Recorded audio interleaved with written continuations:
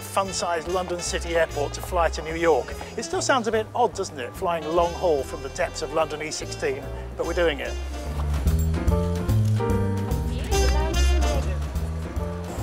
But BA have been running this very unusual business class only service from London City to JFK for 2 years now, and it's proved a huge hit, particularly for anybody on the City of London to Wall Street run.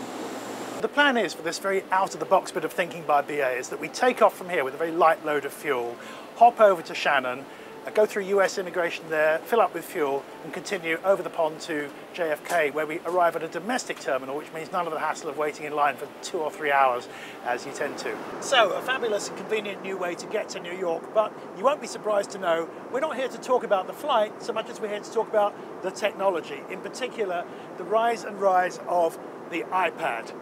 Thank you very much. Because on this plane, as you can see, which is all newly kitted out, there's absolutely no sign of an entertainment screen. There's nothing there. There's normally one on a stalk in here, but there's no entertainment screen down there. It is a 100% iPad flight. This is the way things are going. So let's see what the BA iPad actually does. First of all, the observant will have noticed it's an iPad 1, which is interesting because a lot of people find it a little bit thicker and easier to clutch in the hand. Of course, you don't need to, because BA have very sensibly given us a case with varying angles there, so you can view at your own comfort. Now let's pull out the table. Let's see what we actually have on our in-flight iPad.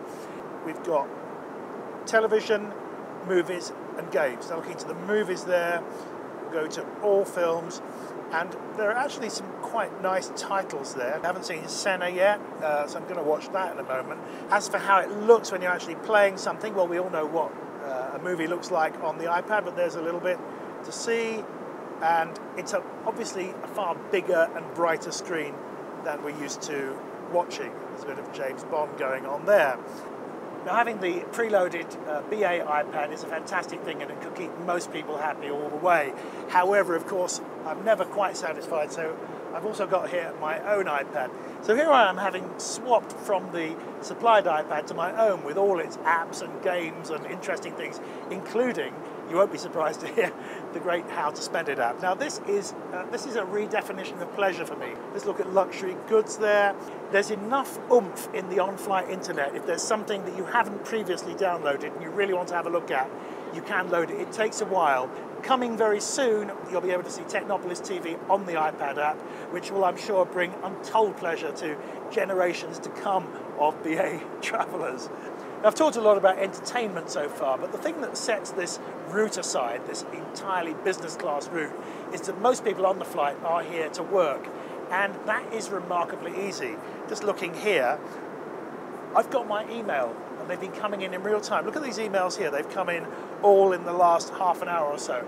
So let's think what we've got here. I'm on effectively a private flight shared by a handful of other people I can't see. I've got a preloaded iPad with all the entertainment I could possibly want. I've got my own iPad with live emails in real time, so I can keep tabs on my world. And the best of all is when we get to JFK, I'm going to be in a domestic terminal, straight into a yellow cab and into Manhattan.